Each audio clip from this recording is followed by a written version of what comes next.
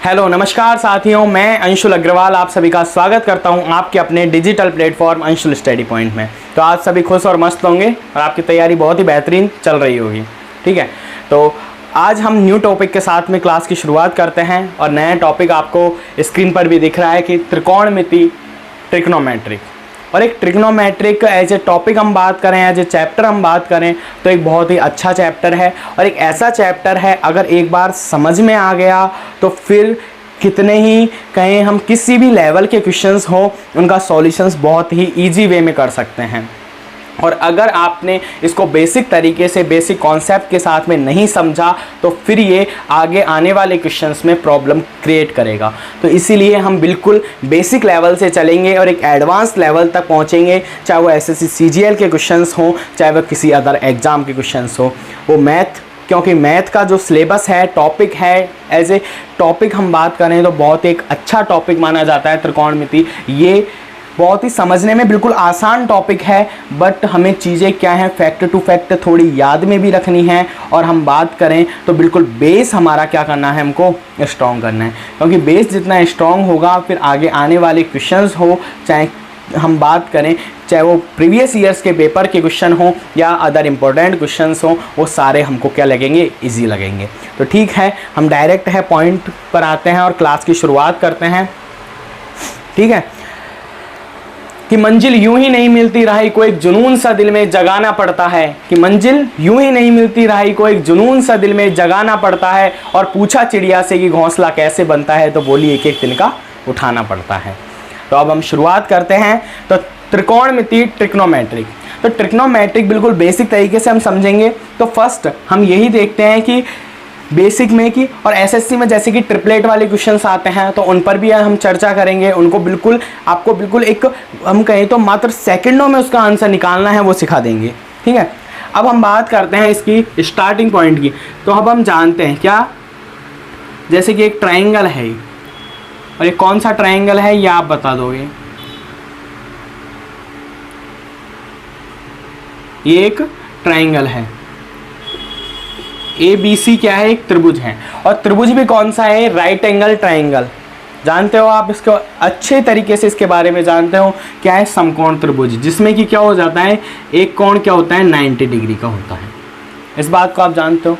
ठीक है, कि एक कोण 90 डिग्री का है इसलिए इसे समकोण त्रिभुज कहते हैं। अब बिल्कुल बेसिक बातें हो गई, थोड़ा थोड़ा हम धीरे लेवल इंक्रीज करते जाएंगे, क्वेश्चंस भी करेंगे तो आपको बहुत ईजी वे में समझ में आ जाएगा। ठीक है, और हम बात करें इन कोणों की, अगर इस कोण को हम मानते हैं थीटा, कितना थीटा, तो ये कोण कितने डिग्री का हो जाएगा भाई। आप जानते हो कि तीनों कोणों का योग कितना होता है, त्रिभुज के तीनों कोणों का योग बात करें तो हम 180 होता है। कितना होता है, 180 होता है। 180 में से 90 डिग्री जब इसके पास में है तो हमारे पास में 90 डिग्री ही अवेलेबल है, जिसमें हमें दोनों कोणों की माप है वो ज्ञात करनी है। तो ये थीटा हो जाता है, तो ये कितना हो जाएगा, ये हो जाएगा 90 डिग्री माइनस थीटा। ठीक है, समझ में आ गया।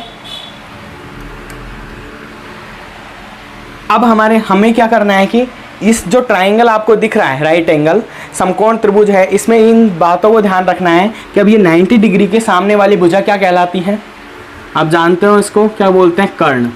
और ये सबसे बड़ी भुजा होती है। कर्ण तो वैसे भी कहें तो सबसे बड़ी भुजा है और इसे क्या बोला जाता है, हाइपोटेन्यूस। ठीक है, और हम बात करें ये क्या हो जाता है, इसका बेस, जिस बेस की मैं अभी बात कर रहा था कि हमारा स्ट्रॉन्ग होना चाहिए, वही बेस है। ये क्या है, आधार है। क्या है, आधार। आधार ये क्या हो जाता है, बेस। और ये क्या हो जाता है, परपेंडिकुलर। हम बात करें लंब की, क्या हो जाता है, परपेंडिकुलर। ये बातें समझ में आ गई होंगी कि 90 डिग्री के सामने वाली भुजा कर्ण कहलाती है और ये आधार हो गया, ये क्या हो गया, लंब। अब हमें ध्यान में रखना है, कर्ण तो एज इट इज फिक्स रहता है। फिक्स ये रहता है कि सबसे बड़ी जो भुजा होती है उसको हम कर्ण मान लेते हैं, और वो सबसे बड़ी भुजा भी आपको पता है जब राइट एंगल ट्राइंगल की हम बात करेंगे तो वो क्या होगी, 90 डिग्री के सामने वाली होगी। तो ये एज इट इज अपनी कहीं तो एक पोजीशन जो है वो उसको क्या रखता है, स्टेबल रखता है। कर्ण है वो एज इट इज सेम रहेगा, बट चेंजेस होते हैं वो कहाँ होते हैं, is the perpendicular and base में।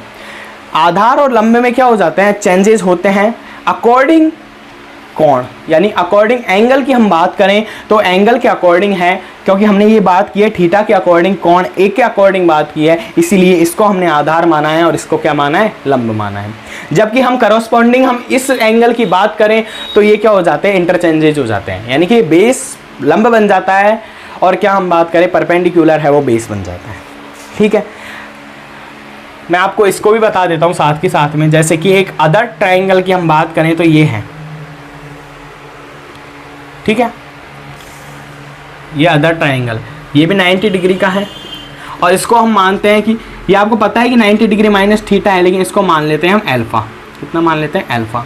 ठीक है, अब हम क्या करेंगे, अब इस अल्फा की क्या कर देंगे, जगह चेंज कर देंगे और ये थीटा हो जाएगा, क्योंकि हमने क्या कर दिया है, नाम चेंज कर दिया है, यानी ए को सी की जगह और सी को ए की जगह रिप्लेस कर दिया है।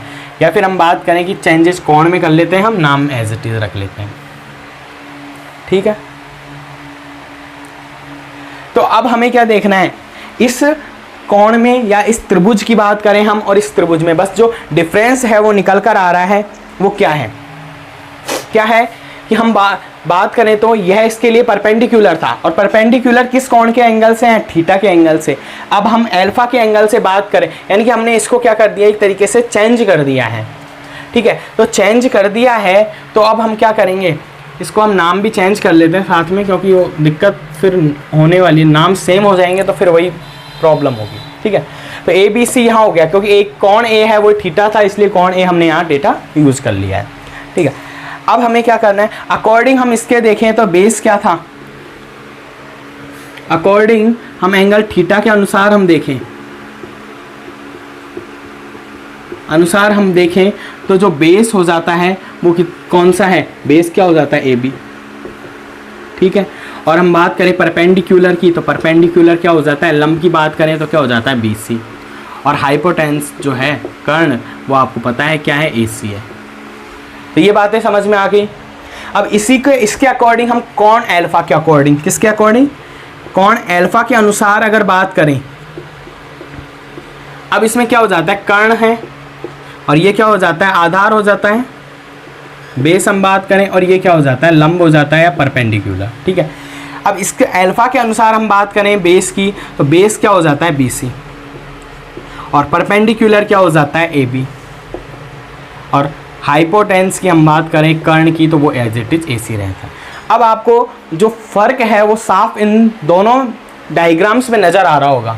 अब इतना बेसिक से तो कोई बिल्कुल समझाता भी नहीं है, चाहे एसएससी लेवल की मैं बात करूँ, क्योंकि डायरेक्ट वो क्वेश्चंस हैं वो ट्रिपलेट वाले क्वेश्चन से स्टार्ट करते हैं और फिर वो एडवांस लेवल तक ले जाते हैं। बट हमें क्या है, बिल्कुल चीज़ें एक हम बात करें कि हमने बिल्कुल लो लेवल से सीखनी है, क्योंकि कई बार क्वेश्चंस ऐसे बेसिक कॉन्सेप्ट पर आ जाते हैं जिनका हमें पता भी नहीं होता है, इसलिए इस बेसिक कॉन्सेप्ट को समझना भी हमारे लिए बहुत ही उचित है। हम तैयारी एक ऐसे लेवल की कर रहे हैं कि हमें कोई भी कहीं तो गुंजाइश छोड़नी भी नहीं है, एक मात्र एक नंबर की भी नहीं, एक क्वेश्चन की भी नहीं। ठीक है, तो आपको समझ में आ रहा होगा। तो दोनों मैंने ये ट्राइंगल्स हैं वो बता दिए हैं कि क्या है कि वहाँ कोण हम थीटा के अनुसार बात कर रहे हैं तो बेस परपेंडिकुलर और हाइपोटेन्स क्या है, और यहाँ अल्फा के अनुसार हम बात करें तो यहाँ आधार कर्ण वगैरह क्या है। तो ये सारी बातें मैंने आपको बता दी हैं, दोनों तरीकों में आपको समझ में आ गया होगा। ठीक है, अब इससे नेक्स्ट बात आती है पाइथागोरस प्रमेय की। क्योंकि राइट एंगल ट्राइंगल की जो एक तरीके से हम बात करते हैं इसमें, तो हम एक थ्योरम का यूज़ करते हैं और वो थ्योरम है पाइथागोरस ने दी थी, एक महान गणितज्ञ हम बात करें तो पाइथागोरस थे जिन्होंने क्या किया था कि इस पर बेस्ड एक क्या थी, थ्योरम दी थी। उस थ्योरम को हमें क्या है, आप जानते भी हो, बहुत छोटी क्लासेस में पढ़ भी चुके हैं, उन पर बेस्ड हम क्वेश्चंस कर सकें और उनसे ही वो एसएससी के जो क्वेश्चंस में जो ट्रिपलेट वाले क्वेश्चंस आते हैं जिनमें पूछा जाता है डायरेक्ट, तो वो क्वेश्चंस भी किस पाइथागोरस थ्योरम के ही अकॉर्डिंग हम है ज्ञात कर सकते हैं। ठीक है, और उसके लिए मैं बेस्ट तरीका भी बताऊँगा आपको, बिल्कुल इतना सीधा और सिंपल तरीका बिल्कुल कि मात्र सेकंड में हम उसका आंसर निकालेंगे। ठीक है, तो ये बातें समझ में आई होंगी, इसका स्क्रीनशॉट आप ले लीजिए। ठीक है, तो ये समझ में आ गया। अब हम आगे नेक्स्ट बात करते हैं पाइथागोरस थ्योरम पर। ठीक है,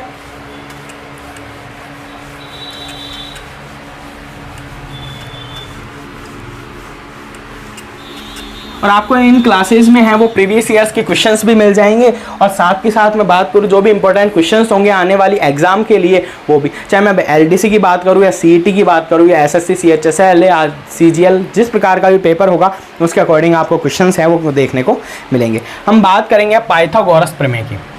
किसकी हम बात करें? हम बात करें पाइथागोरस प्रमेय की।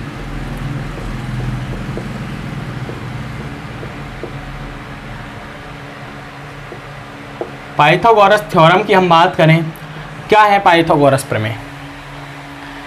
पाइथागोरस प्रमेय क्या है? अभी मैंने जो आपको ट्रायंगल बनाया था, ये क्या है? राइट एंगल ट्रायंगल है ABC, ठीक है। इसमें ये 90 डिग्री है, ये आपको पता है, और ये हाइपोटेन्स हो जाती है, ये परपेंडिकुलर हो जाता है, ये बेस हो जाता है, ठीक है। अब बातें समझ में आने लग गई। अब पाइथागोरस प्रमेय क्या कहती हैं?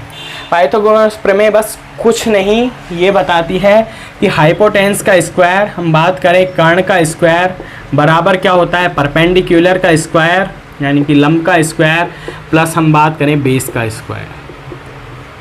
ये है, और ये तो आप बहुत छोटी क्लासेज में पढ़ भी चुके हो, और इस पर बेस्ड क्वेश्चंस हैं वो भी सारे कर चुके हो, तो क्या ऐसा इशू भी नहीं है, ठीक है।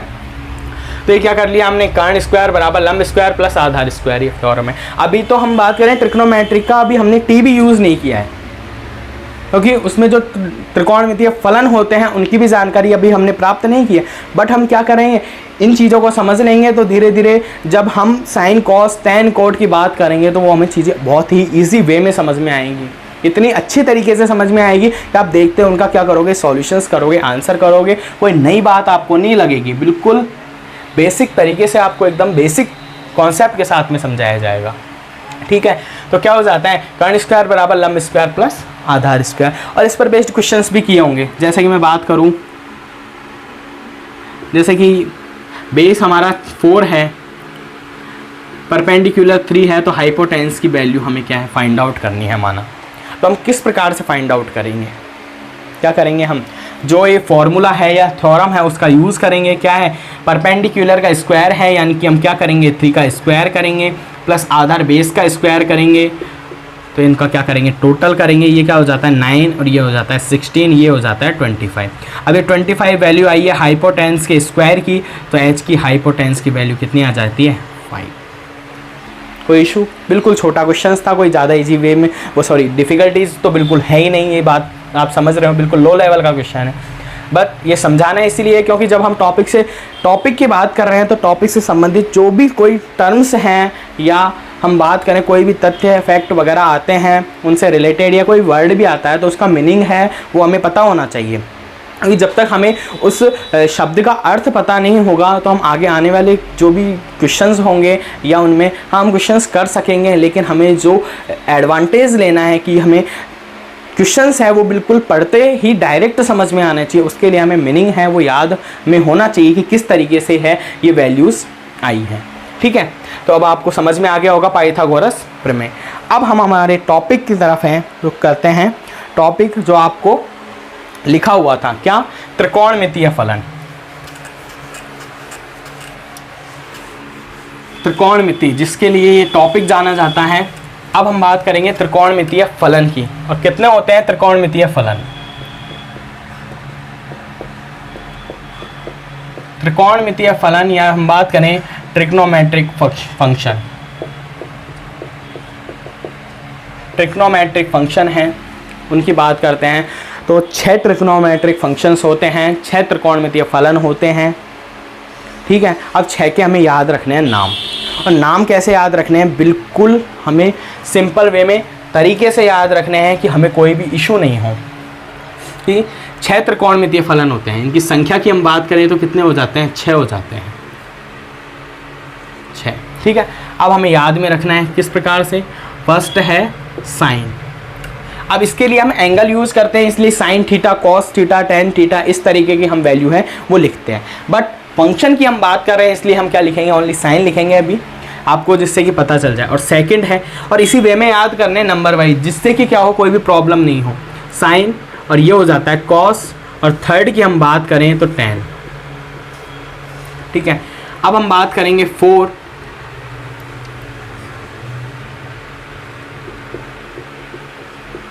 6 फलन, ठीक है। 4 हम बात करें तो क्या हो जाता है कॉट, 5 की हम बात करें तो ये हो जाता है सेक, और 6 हम बात करें तो कॉसेक। ये 6 त्रिकोणमितीय फलन होते हैं। अब हम आ रहे हैं टॉपिक की तरफ आ रहे हैं, बिल्कुल जो ट्रिग्नोमेट्रिक जिस पर बेस्ड है वो ये 6 फंक्शंस पर बेस्ड है। इनसे ही रिलेटेड क्वेश्चंस हैं आपको इस टॉपिक में देखने को मिलेंगे, या इस चैप्टर की हम बात करें देखने को मिलेंगे। और ये आपने स्टार्टिंग में जब पढ़ा होगा तो 9th 10th में स्टार्टिंग में चैप्टर होता है, तो ये फंक्शंस तो वहाँ भी आपने पढ़ ही लिए होंगे, ठीक है। तो ये क्या हो जाते हैं 6 त्रिकोणमितीय फलन हैं, sine cos tan cot sec cosec. इसी तरीके से याद रखने हैं, sine cos tan cot sec cosec. और इनमें जो रिलेशन होता है, क्योंकि ये एक दूसरे के क्या रिलेशंस में अपोजिट होते हैं, और अपोजिट कौन कौन से फलन होते हैं ये हमें देखना है। अगर हमें पता है क्या साइन की वैल्यू, ज़्यादातर हम टर्म्स को लिखते हैं वो इन वैल्यूज़ में लिखते हैं, यानी कि साइन कॉस और टेन की वैल्यू में हम क्वेश्चंस का जब भी सॉल्यूशंस करेंगे अगर वो कॉट सेक कॉसेक के फॉर्म में दिए हुए हैं तो हम उनको इंटरचेंज करते हैं। और इंटरचेंज किस में करते हैं कि साइन कॉस और टेन में, इन तीनों में हम इंटरचेंज करने का क्या करते हैं, प्रयास करते हैं, ठीक है। तो अब हम इसमें रिलेशन देख लेते हैं। तो हम बात करेंगे कॉसेक थीटा की। अब थीटा इसलिए लगा लिया मैंने एंगल के लिए जिससे कि आपको याद रहे। तो कॉसेक थीटा है तो वो क्या हो जाता है 1/sin थीटा होता है, यानी कि हम बात कर रहे हैं रिवर्स साइन थीटा होता है। साइन थीटा का जो अपोजिट है, विलोम है, वो क्या है कॉसेक थीटा है। इसी प्रकार हम बात करेंगे सेक थीटा की। तो सेक थीटा किसका है अपोजिट, 1/cos। कॉस थीटा का क्या है अपोजिट है। और इसी प्रकार हम बात करेंगे कॉट थीटा की। तो कॉट थीटा क्या है 1/tan थीटा। यानी कि जहाँ भी हमें इस तरह की वैल्यू दिखे कि कॉट के फॉर्म में वो दिया हुआ है तो उसे हमें इंटरचेंज करना है टेन के फॉर्म में, तो हम क्या कर देंगे कॉट की जगह पर 1/tan थीटा है वो यूज़ करेंगे। तो आपको ये समझ में आ ही गया होगा, ये फंक्शंस हैं और ये हम मेरे पास में क्या है एक फॉर्मूला मान लो, या फिर हम बात करेंगे एक जो अपोजिशन रिलेशन है वो है, ठीक है। ये समझ में आ ही गया। अब हम बात करते हैं कि इनकी वैल्यू कैसे फाइंड आउट होती हैं, और फाइंड आउट वैल्यू कहाँ से होगी, वही राइट एंगल ट्राइंगल से होगी। किससे होगी, राइट एंगल ट्राइंगल से क्या होगी वैल्यू फाइंड आउट होगी। तो ये समझ में आ ही गया होगा आपको, ठीक है। अब हम नेक्स्ट चलते हैं कि इनकी वैल्यू है वो हम किस तरीके से फाइंड आउट करते हैं। वैल्यू किस तरीके से फाइंड आउट करते हैं हम, तो वही हम एक राइट एंगल ट्राइंगल बनाते हैं, यानी कि एक समकोण त्रिभुज की हम बात कर रहे हैं। ये समकोण त्रिभुज हो जाता है जिसका कि एक कोण क्या हो जाता है 90 डिग्री हो जाता है, ठीक है। ये हो जाता है ए बी एंड सी। अब इनमें आपको पता है ये क्या हो जाता है परपेंडिकुलर हो जाता है, ये हम बात करें बेस हो जाता है, या हाइपोटेन्यूस हो जाता है। ये तीनों बातें आपको समझ में आ गई, ठीक है। अब हमें क्या करना है कि अब जब भी हम साइन टेन कॉस इनके मान जब निकालते हैं तो हमें किस प्रकार से निकालने हैं, उसके लिए एक फॉर्मूला हमें याद में रखना है। क्या है, लाल बटा कक्का। क्या याद रखना है, लाल बटा कक्का। अगर ये याद है तो फिर 6 के 6 जो त्रिकोणमितीय फलन है वो हमें याद हो गए हैं। मात्र इस वर्ड से हम क्या है 6 त्रिकोणमितीय फलन हैं उनको याद कर सकते हैं। यानी कि मात्र एक इतने सी लाइन से हम बात करें तो कि लाल बटा कक्का, इसके आधार पर हम 6 त्रिकोणमितीय फलन sine cos tan cot sec cosec है उसको आसानी से याद कर सकते हैं। और इसको हम अगर इंग्लिश के वे में लिखें तो हम इस तरीके से भी लिख सकते हैं। क्या लिखेंगे हम, परपेंडिकुलर बेस परपेंडिकुलर अपॉन में हाइपोटेंस हाइपोटेंस बेस, यानी कि P B P upon H H B. क्या लिखेंगे, P B P upon H H B. तो आपको जिस तरीके से भी ये याद होता है वो आप याद कर लीजिए, बहुत ही एक इम्पॉर्टेंट है। इसके बिना है हम त्रिकोणमितीय फलन है उसकी वैल्यूज़ है फाइंड आउट नहीं कर सकते हैं। ये हमें पता होगा तो ही हम आगे हैं नेक्स्ट बढ़ सकते हैं। यानी कि हम साइन की वैल्यू हमें चाहिए तो हम बता सकते हैं, और इस ट्राइंगल से भी हम बात करें तो हमें वैल्यू तभी पता चलेगी, इसमें भी अगर मान दिए हुए हैं उसके बावजूद हमें अगर ये पता नहीं है कि हम कॉस थीटा है उसको किस रूप में लिखते हैं इनमें से, तो फिर हम यहाँ से भी वैल्यू फाइंड आउट नहीं कर सकते हैं। इसके लिए आपको ये जो चीज़ है उसको तो याद में रखना होगा, यानी कि बहुत ही एक इंपॉर्टेंट लाइन है कि लाल बटा कक्का है वो याद रखना है। और ये किस प्रकार है, बस कुछ नहीं करना, आप ये याद हो गया। उसके बाद में आपको है ये क्या लिखेंगे, एल अपॉन के, ये क्या हो जाता है ए अपॉन के, और ये हो जाता है एल अपॉन ए। तो ये तीनों टर्म्स हो गई। अब ये तीन टर्म्स क्या हैं, कुछ नहीं किया, लाल बटा कक्का है उसको हमने क्या कर दिया, डिवाइडेशन है तो तोड़ लिया है उसको। अब इसकी हम बात करें तो ये क्या है, ये है साइन की वैल्यू। ये किसकी वैल्यू है, ये है साइन थीटा की वैल्यू, और थीटा हम इसको मान लेते हैं। हम डायग्राम के हिसाब से बात करें तो थीटा है, एंगल सी है उसको हमने थीटा माना है, और साइन थीटा पे क्या होगा, एल अपॉन के। एल अपॉन के का मतलब है लंब अपॉन कर्ण। अब इसका मतलब क्या हो जाता है, लंब है, ए से आधार हो गया, और के से का मतलब क्या हो गया, कर्ण हो गया। और हम इंग्लिश के अकॉर्डिंग बात करें तो परपेंडिकुलर, बेस, और ये क्या हो गया, हाइपोटेन्स हो गया। तो तीनों बातें हैं, समझ में आ गई। तो साइन थीटा की वैल्यू है फर्स्ट वाली होगी, ठीक है। अब ये जो सेकंड वाली वैल्यू है ए अपॉन के, ये किसकी वैल्यू है, ये है कॉस थीटा की, और लास्ट वाली एल अपॉन ए है, ये है टेन थीटा की। और मैंने शुरू में ही आपसे कहा था कि हम जो भी वैल्यू को चेंजेस करते हैं वो इन तीन टर्म्स में चेंज करते हैं, साइन, कॉस और टेन। इन तीनों के रूप में ही हम क्या करते हैं, हम वैल्यूज़ को चेंज करते हैं। चाहे वो कॉसेक के रूप में दी हुई है तो उसे हम साइन में इंटरचेंज कर देंगे, जो कि मैंने अभी फॉर्मूला आपको बताया था। तो ये बात समझ में आ गई होंगी। ये टर्म्स हमें याद रखनी है कि एल अपॉन के, ए अपॉन के, यानी कि लंब अपॉन कर्ण, आधार अपॉन कर्ण, या लंब अपॉन आधार। तो ये क्या है, अब ये फॉर्मूला है इसके लिए कि साइन थीटा की हम जब भी बात करेंगे तो साइन थीटा बराबर क्या होगा, लंब अपॉन कर्ण होगा। कॉस थीटा की बात करेंगे तो आधार अपॉन कर्ण होगा, और हम बात करें किसकी, टेन थीटा की, तो वहाँ क्या होगा, लंब अपॉन आधार होगा। तो ये बात आपको समझ में आ गई होगी। अब ये तीन तो हमें बातें समझ में आ गई। अब इनके तीन जो अपोजिट हैं, कॉट, सेक और कॉसेक, वो भी हमें पता करने हैं। तो उनके लिए हम क्या करेंगे, कुछ भी नहीं करना, जो ये हैं इनका अपोजिट है। हम जानते हैं साइन का अपोजिट क्या है, कॉसेक है। मैं लिखता हूँ, ये क्या है, कॉसेक थीटा। अब कॉसेक थीटा हम जानते हैं साइन का अपोजिट है, तो जब साइन का अपोजिट है किसी भी चीज़ को, हम जब कहें तो 5 लिखा हुआ है, इसे अपोजिट में लिखना है, 5 है यहाँ, इसे अपोजिट में लिखना है, तो हम क्या करेंगे, 1/5 करेंगे, यानी कि 1 अपॉन के रूप में लिख देंगे। तो इसी प्रकार इसको हम इंटरचेंज करेंगे, और अगर सिंगल वे में इस तरीके से लिख सकते हैं हम। और मैं बात करूं कि 5/2 लिखा हुआ है, तो हम इसे इंटरचेंज करके क्या लिखेंगे, 2/5, यानी कि रिवर्स जो करेंगे हम, वो क्या करेंगे, अंश का हर और हर का अंश कर देंगे। यही बात है। तो इसमें भी हमें वही करना है। तो कॉसेक थीटा की वैल्यू हमें चाहिए, तो हम क्या करेंगे, यहाँ लंब अपॉन कर्ण था, इसे हम कर देंगे कर्ण अपॉन लंब। इसी प्रकार हमें क्या वैल्यू चाहिए, सेक थीटा की। तो सेक थीटा की वैल्यू क्या होती है, 1/cos थीटा होती है। तो cos थीटा का क्या है, आधार अपॉन कर्ण है, तो इसको हम कर देंगे कर्ण अपॉन आधार।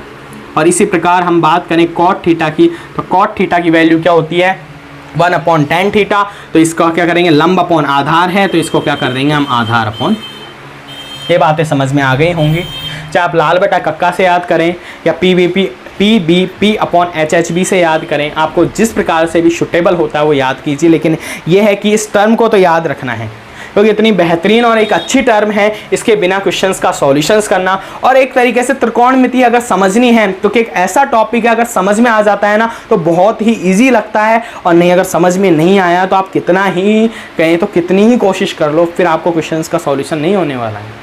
क्योंकि बेसिक हमें क्या करना है, इम्पोर्टेंट है। बेसिक मजबूत होगा तो ही आगे क्वेश्चंस का सॉल्यूशंस हो पाएगा।